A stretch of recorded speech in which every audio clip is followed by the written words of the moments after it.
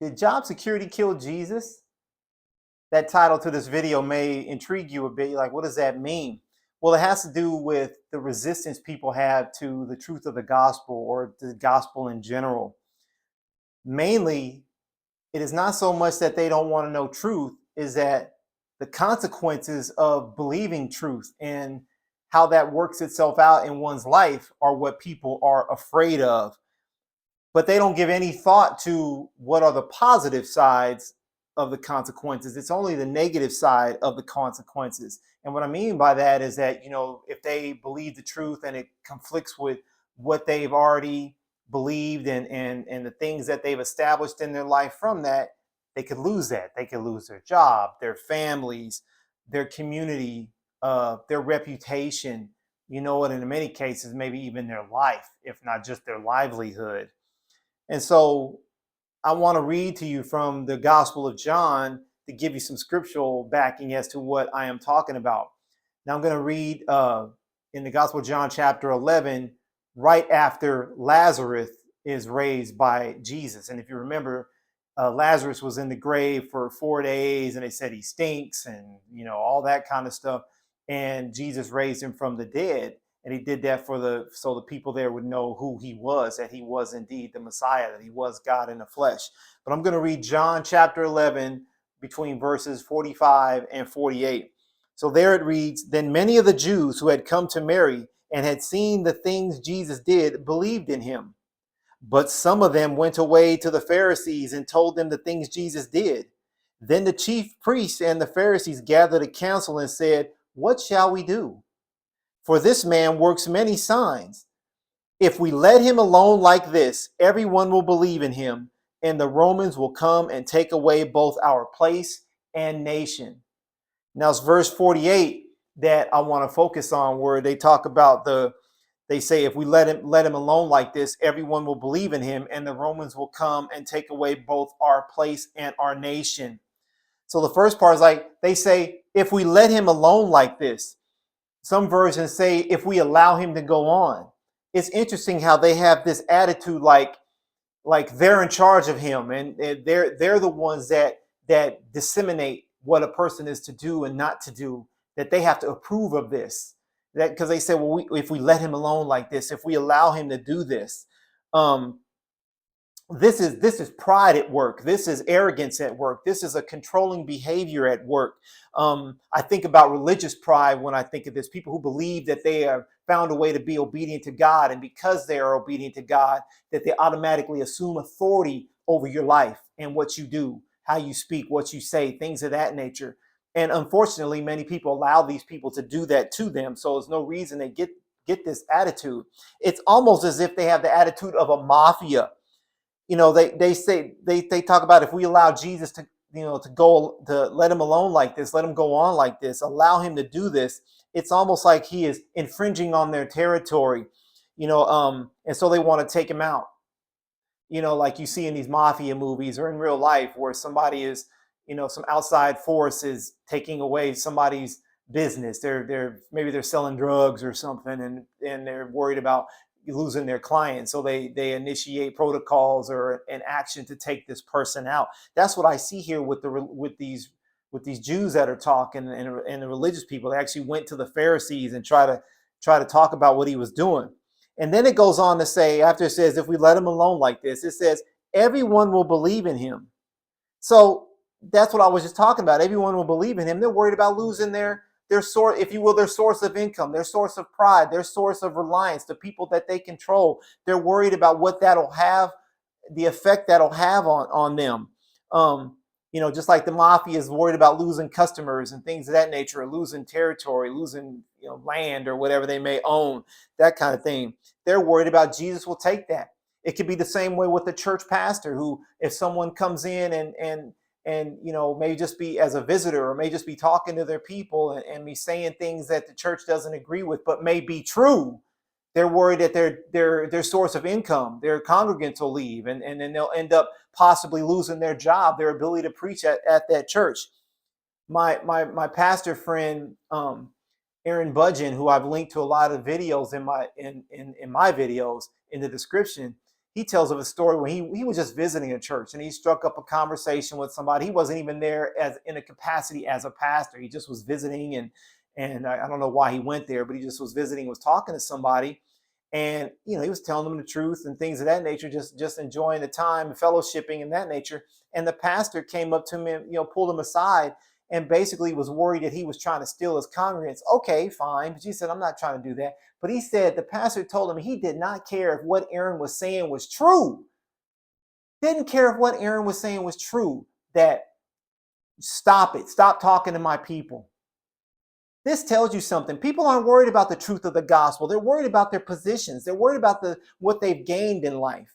They're worried about losing their jobs and things of that nature. And in many senses, it's they've fallen in love with the world to some degree. Not necessarily in the aspect of some worldly sin, but that pride, that stature that a lot of accomplishments gives us. And there's some positiveness in that to a degree. But when it comes to this, when you are worried about someone knowing the truth, that's arrogance, that's pride, that's ego talking, things of that nature, that you don't want somebody to tell your people the truth because I guess you feel you're the ones who is responsible for the only truth that's taught or the only things that are taught in your congregation. Those type of things. I thought we're supposed to be fellowshipping, that we're supposed to be growing each other and iron sharpening iron, things of that nature. So that is very telling to me that people are more concerned about their status and the people that are underneath them, that they're in authority over, than they are whether somebody is telling the truth. That is kind of scary. But then the last part, which is kind of what I'm getting at, where it talks about job security killed Jesus, was that it says the Romans will come and take away both our place and nation. That's John 11:48. The Romans will come and take away both our place and our nation. Well, place in other translations is talk about our temple. And the Romans, in one translation, it says it's the Roman army that is coming to do this. Well, the temple is basically, if we're to use this in modern day terminology, it's the church. You can almost say, well, we're afraid that the government will come and take away both our place and our church, both our homes and our church. This is almost what you could talk about it in today's status. We've seen the way the government has closed down churches and things of that nature with these lockdowns that happened a couple years ago. And people almost felt that because the churches were being taken away, that somehow the gospel was being crushed. Well, in fact, it may be a way for the gospel to spread because now people are forced to go out into the world and find other people to talk to, find other people to fellowship with. But these people were worried about the Romans coming and taking away their place in their temple. So this could be, like I just said, a pastor losing his job, but in this case, it could be Pharisees losing their clout. These people that were in charge of the Jewish nation, they're going to lose their clout, lose their credibility. They're going to start being questioned, and they may not have the answers to those questions. And because they're not so much worried about truth as they are worried about the control they have by the positions they've garnered. So in this case, when they talk about they're not concerned about the truth and things of that nature, well, Jesus is the truth, and the Bible says if you teach the truth, you will be attacked, you will be persecuted. And unfortunately, you will be attacked by not only the lost world, people who love the darkness, but you may be even attacked by Christians who don't believe you, but who can't counteract what you're saying. They may even agree that what you're saying is true, like that pastor, but don't say it here because you're going to disrupt what we already have going. That shows you the heart of people. And to me, that is a heart of darkness. That is evil. That they will protect themselves from the truth and try to insulate and inoculate their people from the truth because of what you're saying. And we'll go to any measures to keep you quiet. And in this case, they went to the Jews. They were plotting to kill Jesus. They never even thought about the fact that Jesus just raised a man from the dead, but they're going to go plot to kill him. Now, you want them to think like, well, if he just raised somebody from the dead, can we kill him? Is it possible that we can't even do that? And and they killed him, but he came back. So they weren't thinking. That shows you how this pride and this arrogance and this fear of losing what you've established can cloud your vision, that you're not even thinking clearly, not even recognizing who it is you're plotting against in this case. And so there's a quote that I like. It says that beliefs are more important than the truth. And that's what you see here. The beliefs of people and what those beliefs have acquired for them is more important than the truth. I mean, Jesus warned that, because of what he was bringing. He came to bring a sword, and that families would be against each other. Husbands against wives, wives against husbands, children against parents, those type of things. That's what we see taking place in real time here with Jesus.